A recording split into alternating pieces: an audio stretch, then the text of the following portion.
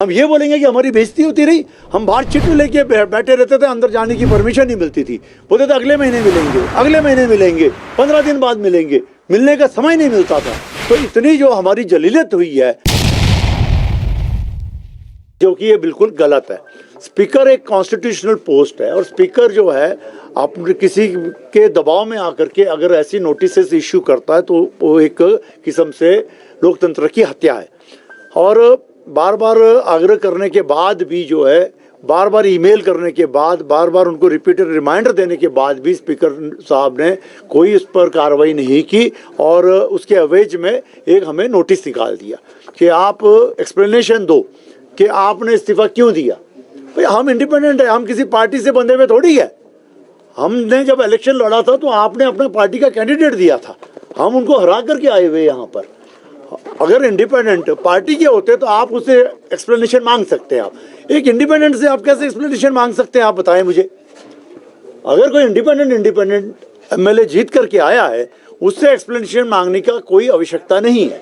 Straight forward जब हमने अपना इस्तीफा दे दिया तो उनको मंजूर करके इलेक्शन कराने चाहिए।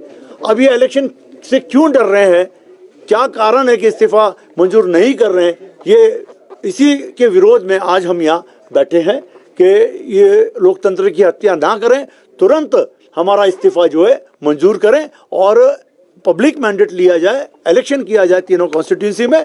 दूध का दूध, पानी का पानी सामने आ जाएगा। खुशर जी ये कह रहे हैं कि आपको जो है 5 साल के लिए चुन के भेजा गया था, ऐसी क्या नौबत आई कि 1.5 साल में इस्तीफा देना पड़ा आपको? पिछले 14 महीने में क्या हालात हुई है हमारे, कितनी हमारे को जो बेइज्जती हुई है हमारी, कितने हमारे मान सम्मान को जो है ठेस पहुंची है।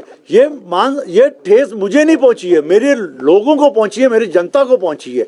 हम अपॉइंटमेंट मांगते रहे, हमें 14 महीने अपॉइंटमेंट नहीं मिली। जो अनाउंसमेंटें की, एक अनाउंसमेंट पूरी नहीं हुई।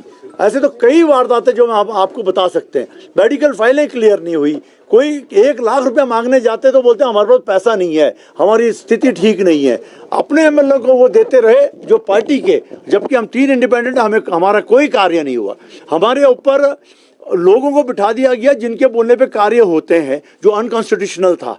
तो ये सारी चीज़ें देखने के बाद मजबूर होकर के हमने हाथ जोड़ दिए कि हमें इस सरकार के साथ इस पोस्ट पे बैठने का कोई अधिकार नहीं है यदि हम अपना जनता का कार्य ना करें।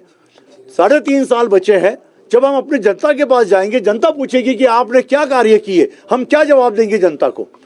हम ये बोलेंगे कि हमारी बेइज्जती होती रही, हम बाहर चिट्ठी लेके बैठे रहते थे, अंदर जाने की परमिशन नहीं मिलती थी। बोलते थे अगले महीने मिलेंगे, अगले महीने मिलेंगे, 15 दिन बाद मिलेंगे, मिलने का समय नहीं मिलता था।